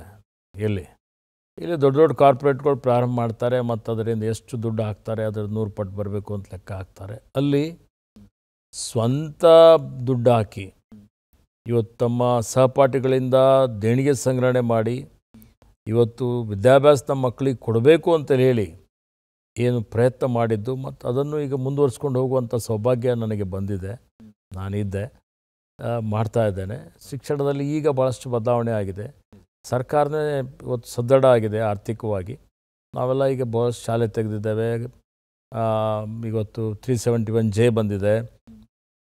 ಎಲ್ಲ ಹೊಸ ಕೋಣೆಗಳು, ಪೀಠೋಪಕರಣ, ಪಾಠೋಪಕರಣ, ಪ್ರೌಢಶಾಲೆ, ಪದವಿ ಪೂರ್ವ ಕಾಲೇಜು, ಪದವಿ ಕಾಲೇಜು, ವಿಶ್ವವಿದ್ಯಾಲಯ ಈ ರೀತಿಯಲ್ಲಿ ಜಿಲ್ಲೆಗೆ ಒಂದೊಂದು ಆಗಿದೆ. ಜಿಲ್ಲೆಯಲ್ಲೇ ಇಂಜಿನಿಯರಿಂಗ್ ಕಾಲೇಜ್ ಬಂದಿದೆ, ಮೆಡಿಕಲ್ ಕಾಲೇಜ್ ಬಂದಿದೆ. ಆದರೆ ಅವತ್ತು ಅವರಿಗೆ ಸ್ಮರಿಸುವಂಥದ್ದು, ಅವರಿಗೆ ನಾವು ಇವತ್ತು ಯಾರು ಮಾಡಿದ್ದಾರೆ ಅವರಿಗೆ ಮಾಡಿದ್ದಾರೆ ಅಂತೇಳಿ ಹೇಳಬೇಕಲ್ಲ. ಸೊ ಅದನ್ನು ಮುಂದುವರಿಸ್ಕೊಂಡು ಹೋಗುವಂಥದ್ದು ಮಾಡ್ತಾ ಇದ್ದಾವೆ. ಸಕ್ಕರೆ ಕಾರ್ಖಾನೆಯ ಅಧ್ಯಕ್ಷರಾದಂಥ ಸಂದರ್ಭದಲ್ಲೂ ಅಷ್ಟೇ, ಅಂದರೆ ನನಗೆ ಯಾವುದೇ ಸ್ಥಾನ ಅಥವಾ ಅಧಿಕಾರ ಇರಲಿ ಇಲ್ಲದೇ ಇರಲಿ, ನನ್ನ ಪ್ರಾಮಾಣಿಕವಾದ ಕೆಲಸ ಇದೆ ಅನ್ನೋದು, ಅಲ್ಲಿ ನೀವು ಲಾಸಲ್ಲಿದ್ದದನ್ನು ಅತ್ಯಂತ ಹೆಚ್ಚಿನ ಹಣ ಗಳಿಕೆ ಮಾಡೋ ರೀತಿಯಲ್ಲಿ ಬೆಳೆಸಿದ್ದು ಒಂದು ಕಡೆ. ಇನ್ನೊಂದು ಕಡೆ ತೊಗರಿ ಬೆಳೆಯ ನಾಶ ಆದಂಥ ಸಂದರ್ಭದಲ್ಲಿ ಯಾವಾಗ ರೈತರು ಆತ್ಮಹತ್ಯೆ ಮಾಡಿಕೊಂಡಾಗ ಅಲ್ಲೂ ಅಷ್ಟೇ ನೀವು ಯಾವ ಅಪೇಕ್ಷೆಯೂ ಇಲ್ಲದೆ ಪ್ರತಿ ರೈತರ ಮನೆಗೆ ಹೋಗ್ಬಿಟ್ಟು ಸಾಂತ್ವನ ಮಾಡೋದ್ರ ಜೊತೆಗೆ ಅವ್ರಿಗೆ ಏನು ಬೇಕು ಪೂರಕವಾದ ಸಹಕಾರ ಮಾಡೋದಿದೆಯಲ್ಲ ಸರ್, ಬಹುಶಃ ಇದು ಒಂದು ಕಡೆ ಅಪ್ಪನ ನಿಲುವಿನ ಖಡಕ್ ನಿರ್ಧಾರಗಳು, ಇನ್ನೊಂದು ಕಡೆ ಅಮ್ಮ ಹಾಕ್ಕೊಟ್ಟಂಥ ಸಂಸ್ಕಾರದ ಮಾತೃ ಹೃದಯ ಅಂತ ನನಗನ್ಸುತ್ತೆ. ಏನು ಹೇಳ್ತೀರಿ ಸರ್? ಸತ್ಯ ಇದೆ. ಯಾಕೆಂದರೆ ನೋಡಿ, ಬೀದರ್ನಲ್ಲಿ ಯಾವುದೇ ಕೈಗಾರಿಕೆಗಳಿಲ್ಲ.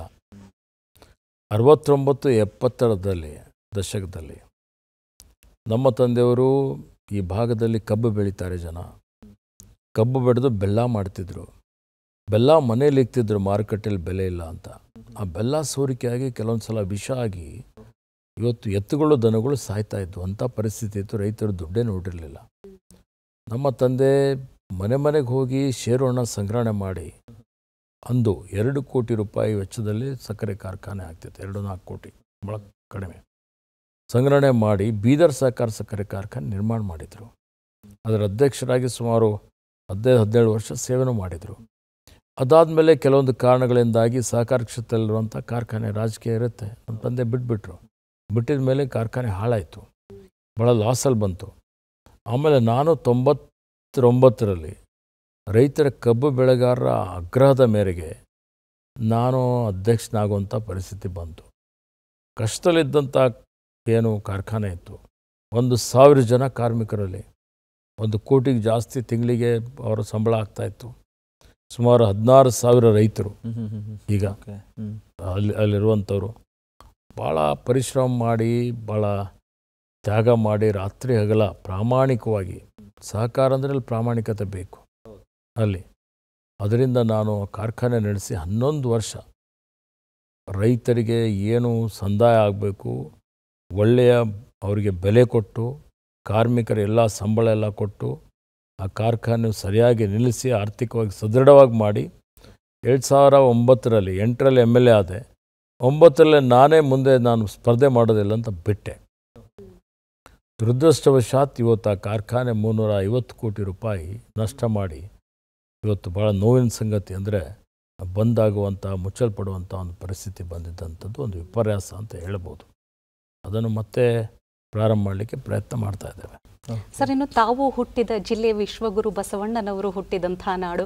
ಸಹಜವಾಗಿ ತಮ್ಮ ಮೇಲೆ ಅಂದರೆ ಬಸವ ತತ್ವದ ಅನುಯಾಯಿಗಳು, ಪ್ರಚಾರಕರು ಅಂದರೆ ತಪ್ಪಾಗಲ್ಲ, ಬಸವಣ್ಣನವರ ಪ್ರಭಾವ ನಿಮ್ಮ ಮೇಲೆ, ಜೊತೆಗೆ ಆಧುನಿಕ ಅನುಭವ ಮಂಟಪದ ಬಗ್ಗೆ ಮಾತಾಡದೇ ಇದ್ರೆ ಅಪೂರ್ಣ ಆಗುತ್ತೆ ಅನ್ಸುತ್ತೆ. ಅದರ ಹಿಂದೆ ಸಾಕಷ್ಟು ನಿಮ್ಮ ಪರಿಶ್ರಮ ಇದೆ ಸರ್, ಹೇಳಿ. ಇದೆ, ಯಾಕೆಂದರೆ ಇವತ್ತು ನೋಡಿ, ಆಧುನಿಕ ಅನುಭವ ಮಂಟಪ ಆಗಬೇಕು ಅನ್ನುವಂಥದ್ದು ಸದಾಶಯ ನಮ್ಮ ಲಿಂಗೈಕ್ಯ ಚನ್ನಬಸವ ಪಟ್ಟದೇವ್ರದಿತ್ತು. ನಮ್ಮ ಮನೆ ಗುರುಗಳು, ನಮ್ಮ ತಂದೆಯವರು ಅವರಿಗೆ ಅತ್ಯಂತ ಪ್ರೀತಿಗೆ ಪಾತ್ರರಾದಂಥ ಒಂದು ಶಿಷ್ಯರು.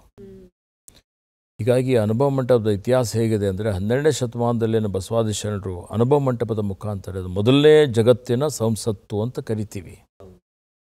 ಪ್ರಜಾಪ್ರಭುತ್ವದ ಪರಿಕಲ್ಪನೆ ಕೊಟ್ಟಂಥದ್ದೇ ಅನುಭವ ಮಂಟಪ.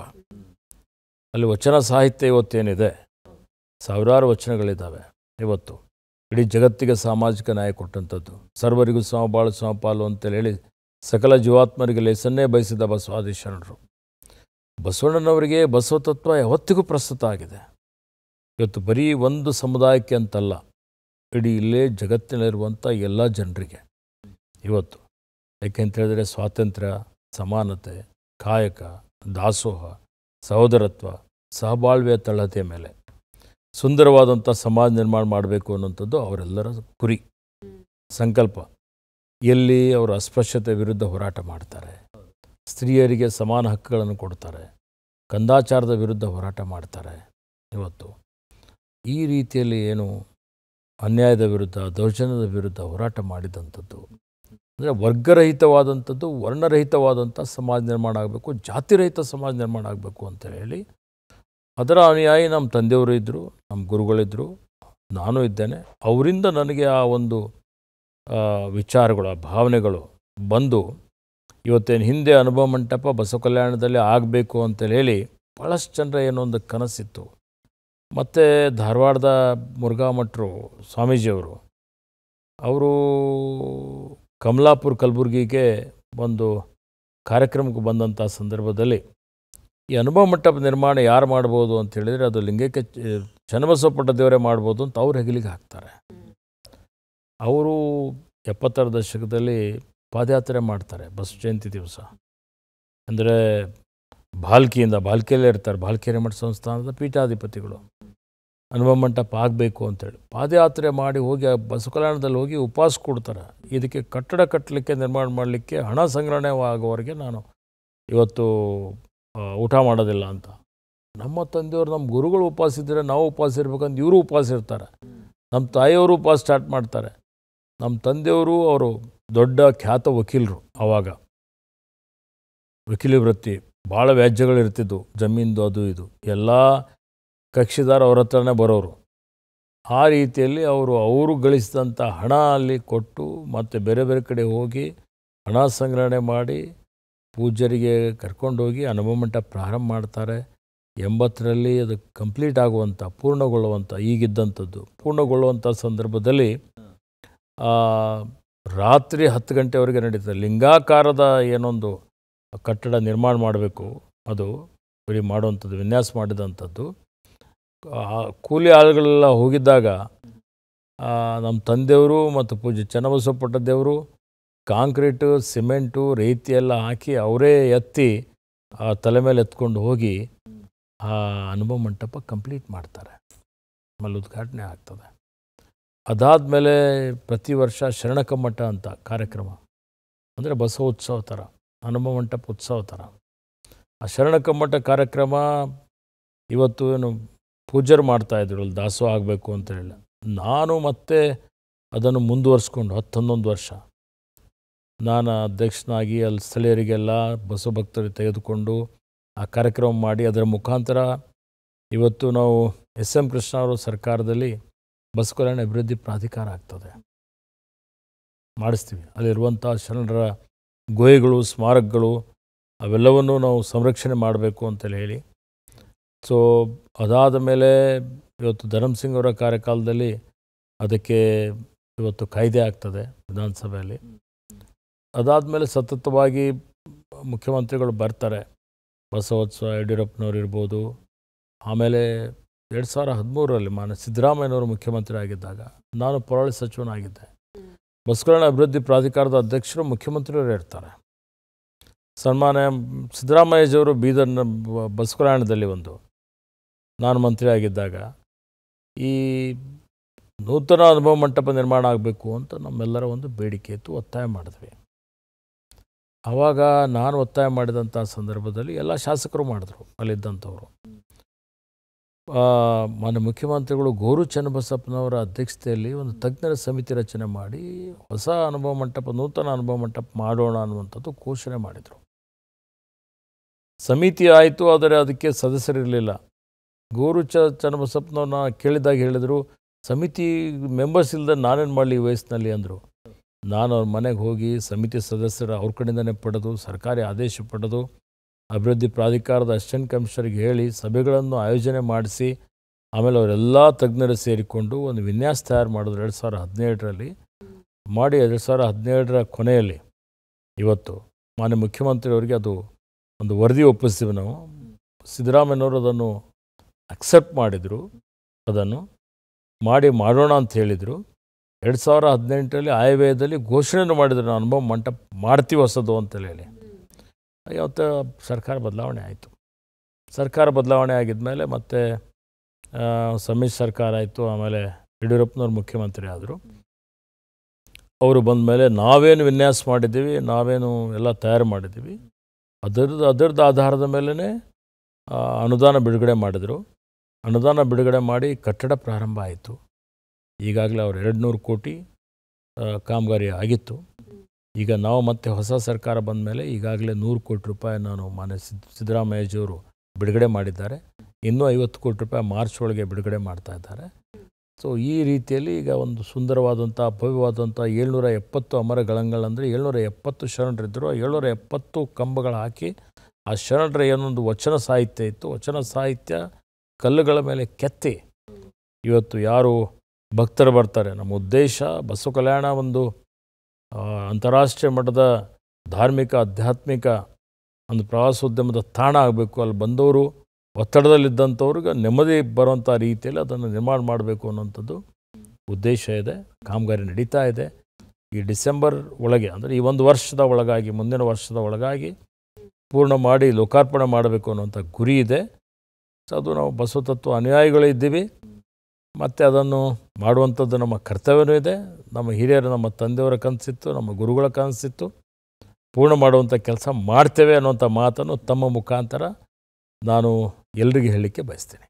ಅದರ ಜೊತೆಗೆ ನಾವು ಅಂದರೆ ಹಲವು ವಿಚಾರಗಳನ್ನು ಗಮನಿಸಿದಾಗ ಯಾವುದೇ ಒಂದು ಇಲಾಖೆಯಲ್ಲಿ ಕಾರ್ಯವನ್ನು, ನಮ್ಮ ಜವಾಬ್ದಾರಿಗಳನ್ನು ನಿರ್ವಹಿಸಬೇಕಾದ್ರೆ ನಮ್ಮತನ ಅಂತ ಒಂದಷ್ಟು ಇರುತ್ತೆ ಸರ್. ಆ ನಿಟ್ಟಿನಲ್ಲಿ ಖಂಡ್ರೆ ಸಾಹೇಬರು ಬಂದ ಮೇಲೆ ಈ ಥರ ಬದಲಾವಣೆಗಳನ್ನು ತಂದದ್ದು, ಈ ಥರದ್ದಿದೆ ಅಂತ ಹೇಳಿ ಇವತ್ತು ಆಲ್ರೆಡಿ ಮಾತಾಡ್ತಾ ಇದ್ದಾರೆ ತುಂಬ ಜನ. ಈ ನಿಟ್ಟಿನಲ್ಲಿ ಯಾವುದಾದ್ರೂ ಒಂದು ಕಂಪ್ಲೇಂಟ್ ಕೊಡಬೇಕು ಅಂತ ಹೇಳಿದ್ರೆ ತಂತ್ರಜ್ಞಾನದ ಬಳಕೆ, ಇವತ್ತು ನಾವು ಹೋಗಿ ಅಲ್ಲಿ ಎಲ್ಲೋ ಸ್ಟೇಷನ್ನಿಗೆ ಹೋಗಿ ಕಂಪ್ಲೇಂಟ್ ಲಾಡ್ಜ್ ಮಾಡೋದು ಅಂತಿದೆಯಲ್ಲ, ಹಾಗೇನಿಲ್ಲ, ಆನ್ಲೈನಲ್ಲಿ ಕೂಡ ಮಾಡ್ಬೋದು ಅಂತ, ಅದ್ರ ಬಗ್ಗೆ ಹೇಳಿ. ಬಹಳಷ್ಟು ಬದಲಾವಣೆ ತಂದಿದ್ದೇವೆ. ಹಿಂದೆ ಪೌರಾಡಳಿತ ಸಚಿವನಾಗಿದ್ದಾಗೂ ನಾನೊಂದು ಹೊಸ ತಂತ್ರಾಂಶ ಮಾಡಲಿಕ್ಕೆ ಕೊಟ್ಟಿದ್ದೆ. ಜನರಿಗೆ ಏನು ಸಾರ್ವಜನಿಕರಿದ್ದಾರೆ ಅವ್ರಿಗೆ ಏನೇನು ಪರವಾನಗಿಗಳು ಬೇಕು, ಇವತ್ತೇನು ಅವರಿಗೆ ವಿನ್ಯಾಸದ ಪರವಾನಗಿ ಇರ್ಬೋದು, ಅವರಿಗೆ ಪ್ಲ್ಯಾನ್ ಪರವಾನಗಿ ಇರ್ಬೋದು, ಕಟ್ಟಡ ಪರವಾನಗಿ ಇರ್ಬೋದು, ಕುಡಿ ನೀರಿನ ಪರವಾನಗಿ ಇರ್ಬೋದು, ಕಾಂಪ್ಲೆಕ್ಸ್ನ ಪರವಾನಗಿ ಇರ್ಬೋದು, ಅವೆಲ್ಲವೂ ಆನ್ಲೈನ್ ಮುಖಾಂತರನೇ ಇವತ್ತು ಕೊಡಬೇಕು ಅನ್ನೋಂಥದ್ದು ಮಾಡಿದ್ದೆ. ದುರದೃಷ್ಟವಶಾತ್ ಅವತ್ತು ನಾನು ಮಾಡಿದ್ದಂಥದ್ದು ಸಂಪೂರ್ಣವಾಗಿ ಅನುಷ್ಠಾನ ಆಮೇಲೆ ಬಂದಂಥ ಸರ್ಕಾರದಲ್ಲಿ ಆಗಲಿಲ್ಲ.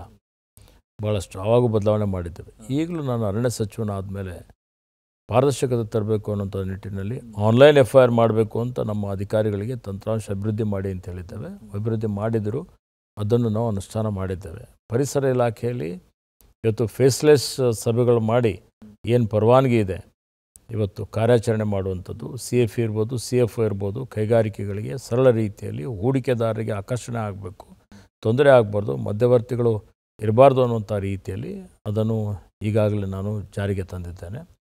ಹೊಸದಾಗಿ ಇವತ್ತು ಡ್ರೋನ್ಸ್ ಎಲ್ಲ ಉಪಯೋಗ ಮಾಡ್ತಾ ಇದ್ದೇವೆ. ಮಾನವ ಪ್ರಾಣಿ ಸಂಘರ್ಷ ನಿಲ್ಲಿಸಲಿಕ್ಕೆ ಎಲ್ಲ ರೀತಿಯ ಕ್ರಮಗಳನ್ನು ತೆಗೆದುಕೊಳ್ತಾ ಇದ್ದೇವೆ. ಮತ್ತು ಉಪಗ್ರಹ ಆಧಾರಿತ ಚಿತ್ರಗಳ ಮುಖಾಂತರ ಒತ್ತುವರಿ ತಡೆ ಮಾಡುವಂಥದ್ದಕ್ಕೆ ಆ ಒಂದು ಕ್ರಮವನ್ನು ನಾವು ಜರುಗಿಸಿದ್ದೇವೆ. ಹಲವಾರು ತಂತ್ರಜ್ಞಾನ ಬಹಳ ಅತ್ಯಂತ ಮಹತ್ವದಾದಂಥದ್ದಿದೆ. ತಂತ್ರಜ್ಞಾನ ಬಳಕೆ ಮಾಡಿಕೊಂಡು ಇವತ್ತು ಏನೇನು ಸಾಧನೆ ಮಾಡಬೇಕಾಗಿದೆ ಮತ್ತು ಅದರಲ್ಲಿ ಪಾರದರ್ಶಕತೆ ತರಬೇಕಾಗಿದೆ, ಅದನ್ನು ತರುವಂಥ ಕೆಲಸ ನಮ್ಮ ಇಲಾಖೆ ವತಿಯಿಂದ ನಾನು ಮಾಡಿಸ್ತಾ ಇದ್ದೇನೆ. ಹೊರಗಡೆಯ ಎಲ್ಲ ಕೆಲಸಗಳು ಸರಾಗವಾಗಿ ನಡೀಬೇಕು ಅಂತ ಅಂದಾಗ ಮನೆಯಲ್ಲಿ ಕುಟುಂಬದ ಬೆಂಬಲ ಸಹಕಾರ ಅಷ್ಟೇ ಮುಖ್ಯ ಆಗುತ್ತೆ. ಹೀಗಾಗಿ ಗೀತಾ ಅವರೊಂದಿಗಿನ ದಾಂಪತ್ಯ ಗೀತೆಯ ಬಗ್ಗೆ ಹೇಳಬೇಕು ಸರ್. ಭಾಳ ದಾಂಪತ್ಯ ಜೀವನ ಸುಖಕರವಾಗಿದೆ. ಹೌದು, ಪರಿವಾರದವರಿಗೆ ನನ್ನ ಪತ್ನಿಗೆ ಸಮಯ ಕೊಡಲಿಕ್ಕೆ ಆಗೋದಿಲ್ಲ, ಭಾಳಷ್ಟು ಇದೆ. ಈಗ ಅವರು ಎಲ್ಲ ರಿಕನ್ಸೈಲ್ ಆಗಿಬಿಟ್ಟಿದ್ದಾರೆ, ಸಮಯ ಕಷ್ಟ ಇದೆ ಅಂತ ಹೇಳಿ. ಆದರೂ ಪ್ರತಿಯೊಂದು ನನ್ನ ಹೆಜ್ಜೆಯಲ್ಲಿ, ನನ್ನ ಕೆಲಸ ಕಾರ್ಯಗಳಲ್ಲಿ ಸಂಪೂರ್ಣವಾದಂಥ ಬೆಂಬಲ ಸಹಕಾರ ನನ್ನ ಧರ್ಮಪತ್ನಿದಿದೆ, ನಮ್ಮ ಅಣ್ಣ ತಮ್ಮಂದಿರದಿದೆ, ನಮ್ಮ ಅಕ್ಕ ತಂಗಿಯಂದಿರದಿದೆ. ನಾವೆಲ್ಲ ಪರಿವಾರದವರು ಭಾಳ ಅನ್ಯೋನ್ಯವಾಗಿದ್ದೀವಿ, ಭಾಳ ಪ್ರೀತಿಯಿಂದ ಇದ್ದೀವಿ. ಮತ್ತು ಎಲ್ಲರ ಆಶೀರ್ವಾದ, ಎಲ್ಲರ ಸಹಕಾರದಿಂದಲೇ ಇವತ್ತು ಈ ಮಟ್ಟದಲ್ಲಿ ಬೆಳೆದಿದ್ದೇನೆ. 3ನೇ ಜನರೇಷನ್ ನಿಮ್ಮ ಮಗ ರಾಜಕೀಯವಾಗಿ ಅತ್ಯಂತ ಯಶಸ್ವಿಯಾಗಿ ಗೆದ್ದು ಬಂದದ್ದು, ಹೇಳಿ ಸರ್ ಮಗನ ಬಗ್ಗೆ. ನನ್ನ ಮಗ ರಾಜಕೀಯಕ್ಕೆ ಸೇರಿದಂಥದ್ದು ಆಕಸ್ಮಿಕ ಅಂತ ಹೇಳ್ಬೋದು. ಯಾಕೆಂದರೆ ಅವನು ಬೆಂಗಳೂರಿನಲ್ಲಿ ಬೆಳೆದ, ಇಲ್ಲೇ ಬೆಥಾನಿಯಲ್ಲೇ ವಿದ್ಯಾಭ್ಯಾಸ ಮಾಡಿದ, ಪ್ರಾಥಮಿಕ ಪ್ರೌಢಶಾಲೆ. ಆಮೇಲೆ ಕ್ರೈಸ್ಟಲ್ಲಿ PB LLB ಮಾಡ್ದ. ಏನಾಯಿತು ಅಂದರೆ 2021ರಲ್ಲಿ ಕರೋನಾ ಬಂತಲ್ಲ. ಕರೋನಾ ಬಂದಾಗ ನನಗೂ ಕರೋನಾ ರೋಗ ಬಂದು ನಾನು ಮಣಿಪಾಲ್ ಆಸ್ಪತ್ರೆಯಲ್ಲಿ ಅಡ್ಮಿಟ್ ಆದೆ. ಜನರ ಜೊತೆಯಲ್ಲಿ ಭಾಳ ದೊಡ್ಡ ಮಟ್ಟದಲ್ಲಿ ಭಾಳ ಸಂಪರ್ಕ ಇದ್ದ ಕಾರಣ ರಾತ್ರಿ ಎಲ್ಲ ಫೋನ್ ಬರೋವು. ಆಕ್ಸಿಜನ್ ಇಲ್ಲ, ರೆಮ್ಡೆಸಿವಿರ್ ಇಲ್ಲ, ಬೆಡ್ ಇಲ್ಲ, ಡಾಕ್ಟರ್ ನೋಡ್ತಾ ಇಲ್ಲ, ಕಷ್ಟ ಇದೆ, ಡೆಡ್ ಬಾಡಿ ಇದೆ, ಯಾರೂ ಎತ್ತಾ ಇಲ್ಲ. ಭಾಳಷ್ಟು ಆತಂಕ, ಭಾಳಷ್ಟು ನಮಗೆ ನೋವಾಗ್ತಾಯಿತ್ತು. ಯಾರಿಗೂ ಉದ್ಯೋಗ ಇಲ್ಲದೆ ಭಾಳಷ್ಟು ಜನ ಆಹಾರ ಇಲ್ಲ ಅಂತ ಸಹಿತ ಕೆಲವೊಂದು ಸಲ ಫೋನ್ಗಳು ಬರ್ತಿತ್ತು. ನಾನು ನನ್ನ ಮಗನಿಗೆ, ನೀನು ಹೋಗಪ್ಪ, ಹೋಗಿ ಅಲ್ಲಿ, ಯಾಕೆಂದರೆ ಮೊದಲು ಬಾ ಅಂದರೆ ಅವನಿಗೂ ಏನಿತ್ತು ಅಂದರೆ ಯಾರು ನಮ್ಮ ಸ್ನೇಹಿತರಿಲ್ಲ, ಏನು ಬಂದು ಏನು ಮಾಡಲಿ ಅಂತಿದ್ದ. ಊರಿಗೆ ಆಸಕ್ತಿ ಇರಲಿಲ್ಲ ಬೆಂಗಳೂರಿಗೆ ಇರಬೇಕು ಅಂತ. ನಾನು ಕಳಿಸಿದ ಮೇಲೆ ಅವನು ಎಲ್ಲರಿಗೆ ಒಂದು ಸ್ಪಂದನೆ ಮಾಡಿ ಅವರಿಗೆ ಆಹಾರದ ಕಿಟ್ ಕೊಡುವಂಥದ್ದು, ರೆಮ್ಡೆಸಿವಿರ್ ಕೊಡಿಸುವಂಥದ್ದು, ಆಕ್ಸಿಜನ್ ಕೊಡಿಸುವಂಥದ್ದು, ಬೆಡ್ ಕೊಡಿಸುವಂಥದ್ದು, ಡಾಕ್ಟರ್ಸ್ಗಳಿಗೆ ಹೇಳುವಂಥದ್ದು, ನನ್ನ ನಡುವೆ ಒಂದು ರೀತಿಯಲ್ಲಿ ಸಂಪರ್ಕ, ಒಂದು ಸೇತುವೆ ಆಗಿ ಅವ್ನು ಕೆಲಸ ಕೊಡ್ಕೊತ ಅವನು ಅಲ್ಲೇ ಉಳ್ಕೊಂಬಿಟ್ಟ. 3 ತಿಂಗಳು 6 ತಿಂಗಳ ಅವನಿಗೆ ಫ್ರೆಂಡ್ಸ್ ಜಾಸ್ತಿ ಆಗಿಬಿಟ್ರು. ಜನರ ಜೊತೆಲಿ ಸಂಪರ್ಕ ಬೆಳೀತು. ಅವನಿಗೂ ಆಸಕ್ತಿ ಹೆಚ್ಚಿಗಾಯಿತು, ಏನೋ ಸೇವೆ ಮಾಡಬೇಕು, ಏನು ಕಷ್ಟದಲ್ಲಿದ್ದಾರೆ ಜನ. ಅವನು ವಿಧಾನಸಭೆ ಚುನಾವಣೆ ಬಂದಂಥ ಸಂದರ್ಭದಲ್ಲಿ ಅವನು ಸಕ್ರಿಯವಾಗಿ ಪ್ರಚಾರದಲ್ಲಿ ಭಾಗವಹಿಸ್ದ. ಯುವಕರ ತಂಡ ಎಲ್ಲ ರಚನೆ ಮಾಡ್ಕೊಂಡು ಓಡಾಡ್ದ. ಅದಾದಮೇಲೆ ಮತ್ತೆ ಲೋಕಸಭೆ ಚುನಾವಣೆ ಬಂತೀಗ 2024ರಲ್ಲಿ. ಲೋಕಸಭೆ ಚುನಾವಣೆ ಸಂದರ್ಭದಲ್ಲಿ ಇನ್ನೂ ಅವನಿಗೆ ಭರ್ತಿ ಮಾಡಬೇಕು ಅಂತೇನಿದ್ದಿಲ್ಲ. ಭಾಳಷ್ಟು ಸಮರ್ಥ ಆಗಿದ್ದಂಥ ಭಾಳ ಅನುಭವಿ ರಾಜಕಾರಣಿಗಳು ಜಿಲ್ಲೆಯಲ್ಲಿ ಇದ್ದರು. ಅವ್ರು ಯಾರೂ ಅಷ್ಟು ಆಸಕ್ತಿ ವಹಿಸಲಿಲ್ಲ ನಾವು ಸ್ಪರ್ಧೆ ಮಾಡಬೇಕು ಅಂತೇಳಿ. ನಾನು ಉಸ್ತುವಾರಿ ಮಂತ್ರಿ ಆದೆ. ನಮ್ಮ ಪಕ್ಷದ ವರಿಷ್ಠರು ನನಗೆ ಜವಾಬ್ದಾರಿ ಕೊಟ್ಟರು, ಈ ಸಲ ಏನೇ ಮಾಡಬೇಕು, ಲೋಕಸಭೆಯಲ್ಲಿ ಗೆಲ್ಲಬೇಕು ಸೀಟು ಅಂತ. ಭಾಳ ಆಲೋಚನೆ ಮಾಡಿ ಎಲ್ಲರ ಅಭಿಪ್ರಾಯ ತೆಗೆದುಕೊಂಡೆ. ಕಾರ್ಯಕರ್ತರದು, ಪ್ರಮುಖ ಮುಖಂಡರು ಎಲ್ಲರೂ, ಇಲ್ಲ ನಿಮ್ಮ ಪರಿವಾರದ ಭಾಳ ದೊಡ್ಡ ಕೊಡುಗೆ ಇದೆ ಇವತ್ತು, ಮತ್ತು ನಿಮ್ಮ ಮಗ ಸಮರ್ಥ ಆಗಿದ್ದಾನೆ, ಯುವಕರ ಸಹಕಾರ ಬೇಕು, ಯುವಶಕ್ತಿ ಅಣುಶಕ್ತಿ ಇದ್ದಾಗೆ ಯುವಕರ ಬೆಂಬಲ ಇದ್ದರೆ ಗೆಲ್ಲಿಕ್ಕೆ ಸಾಧ್ಯ ಆಗ್ತದೆ. ಸಾಗರ್ ಭಾಳ ಯೋಗ್ಯ ಇದ್ದಾನೆ, ಸಾಗರ್ಗೆ ನಿಲ್ಲಿಸ್ಬೇಕು ಅಂತ ಒತ್ತಾಯ ಮಾಡ್ತಾ ಶುರು ಮಾಡಿದರು. ಸೊ ಅವನಿಗೆ ಸ್ಪರ್ಧೆ ಮಾಡಲಿಕ್ಕೆ ಹೇಳಿದೆ. ನಿರೀಕ್ಷೆಗೆ ಮೀರಿ ಜನ ಸಹಕಾರ ಮಾಡಿದರು. 1,28,000 ಮತಗಳ ಅಂತರದಿಂದ ಗೆದ್ದು ಈಗ ಸಮರ್ಥವಾಗಿ ಇವತ್ತು ಸೇವೆ ಮಾಡುವಂಥ ಒಂದು ಗುರಿ ಇಟ್ಕೊಂಡು ಈಸ್ ವರ್ಕಿಂಗ್. ಸರ್, ಇನ್ನು ತಮ್ಮ ಜೀವನದುದ್ದಕ್ಕೂ ಕಡತ, ಯೋಜನೆ, ಅನುದಾನ, ಅಭಿವೃದ್ಧಿ ಇಂತಹ ದಿನಚರಿಯ ಮಧ್ಯೆ ಕ್ಯಾಮ್ರಾ, ಲೈಟ್ಸ್ ನಮ್ಮ ಚಂದನ ವಾಹಿನಿಗೆ ಬಂದಿದ್ದು ಇಡೀ ಜೀವನವನ್ನು ಮೆಲುಕು ಹಾಕಿದ್ದು ಹೇಗೆ ಅನಿಸ್ತು ಸರ್ ತಮಗೆ? ಭಾಳ ಖುಷಿ ಅನ್ನಿಸ್ತಾ ಇದೆ. ನಾನು ಹಳೆದು ನೆನಪಿಸ್ಕೊಳ್ತಾ ಇದ್ದೀನಿ. ಜನರದಲ್ಲಿ ಜೊತೆಯಲ್ಲಿದ್ದಂಥ ಸಂದರ್ಭದಲ್ಲಿ ಭಾಳಷ್ಟು ವಿಚಾರಗಳು ಇವೆಲ್ಲ ಬರೋದೇ ಇಲ್ಲ. ಈಗ ನೀವೆಲ್ಲ ಕೇಳಿದಂಥ ಪ್ರಶ್ನೆಗಳು ನೋಡಿದರೆ ನಮ್ಮ ತಂದೆಯವರು ಅವ್ರು ಮಾಡಿದಂಥ ಹೋರಾಟ, ನಮ್ಮ ಪರಿವಾರ, ನಮ್ಮ ಜನ, ನನ್ನ ಬಾಲ್ಯ ಜೀವನ, ನನ್ನ ಶಿಕ್ಷಣ ಮತ್ತು ಯಾವ ರೀತಿಯಲ್ಲಿ ಬಂದಿದ್ದೀವಿ. ಯಾಕೆಂದರೆ ಮೆಲುಕು ಹಾಕಬೇಕಲ್ಲ ಈ ಒತ್ತಡದ ಜೀವನದಲ್ಲಿ, ಆಧುನಿಕ ಯುಗದಲ್ಲಿ. ನಮಗೆ ರಾತ್ರಿ 12 ಗಂಟೆ ತನಕ ಅದೇ ಇರುತ್ತೆ, ಮತ್ತು ಬೆಳಗ್ಗೆ ಸಮಯ ಆದಮೇಲೆ ಎಲ್ಲರಿಗೂ ಸಮಯ ಕೊಟ್ಟಿರ್ತೀವಿ, ತಯಾರಾಗಿ ಹೋಗುವಂಥದ್ದು ಇರ್ತೀವಿ. ಅದು ಏನು ಹಿಂದೆ ಏನಾಗಿದೆ ಅನ್ನುವಂಥದ್ದು ಸ್ಮರಣೆ ಮಾಡಲಿಕ್ಕೂ ಸಮಯ ಇರೋದಿಲ್ಲ. ಹೀಗಾಗಿ ಭಾಳ ಸಲ ಎಷ್ಟೊಂದು ನಮ್ಮ ಸಂಪರ್ಕ ಆಗಲಿ, ನಮ್ಮ ಸ್ನೇಹ ಆಗಲಿ ಕಳೆದು ಹೋಗುವಂಥ ಪರಿಸ್ಥಿತಿ ಬರ್ತದೆ. ಅದು ವಾಸ್ತವಾಂಶ. ಇಲ್ಲಿ ಬಂದು ನನಗೆ ಮತ್ತೆ ನೀವೆಲ್ಲ ಹಳೆಯ ನಮ್ಮ ಜೀವನ ನೆನಪು ಮಾಡಿಕೊಟ್ಟಿದ್ದೀರಿ. ಭಾಳ ಖುಷಿ ಆಯಿತು. ಚಂದನವಾಹಿಗೆ ವೀಕ್ಷಕರಿಗೆ ನನ್ನ ಧನ್ಯವಾದಗಳು. Thank you. ನೋಡಿದ್ರಲ್ಲ ವೀಕ್ಷಕರೇ, ರಾಜಕೀಯ ಅಂದ ಕೂಡಲೇ ಅಧಿಕಾರ ಪದವಿಗಿಂತಲೂ ಮುಖ್ಯ ಜನಸೇವೆಯೇ ಜನಾರ್ದನ ಸೇವೆ ಎಂದು ನಂಬಿರುವಂಥ ಇಂತಹ ಜನನಾಯಕನ ಮಾತು ಕೇಳಿ ನಮ್ಮ ಕಾರ್ಯಕ್ರಮ ನೋಡುತ್ತಿರುವಂತಹ ವೀಕ್ಷಕರಲ್ಲಿ, ಎಷ್ಟೋ ಜನ ಯುವಕರಲ್ಲಿ ನಾವು ರಾಜಕಾರಣಿ ಆಗಬೇಕು, ಜನಸೇವೆ ಮಾಡಬೇಕು ಅನ್ನುವಂಥ ಸ್ಫೂರ್ತಿ ತುಂಬಿದಲ್ಲಿ ನಮ್ಮ ಕಾರ್ಯಕ್ರಮದ ಸದಾಶಯ ಪೂರ್ಣಗೊಂಡಿರುತ್ತೆ ಎನ್ನುವಂಥ ಹೆಮ್ಮೆಯ ಜೊತೆಗೆ ಇವತ್ತಿನ ಕಾರ್ಯಕ್ರಮ ಮುಗಿಸ್ತಾ ಇದ್ದೀವಿ. ಮುಂದಿನ ವಾರ ಮತ್ತೊಬ್ಬ ಅತಿಥಿಯೊಂದಿಗೆ ಭೇಟಿಯಾಗೋಣ ಅಂತ ಹೇಳ್ತಾ ನಮಸ್ಕಾರ.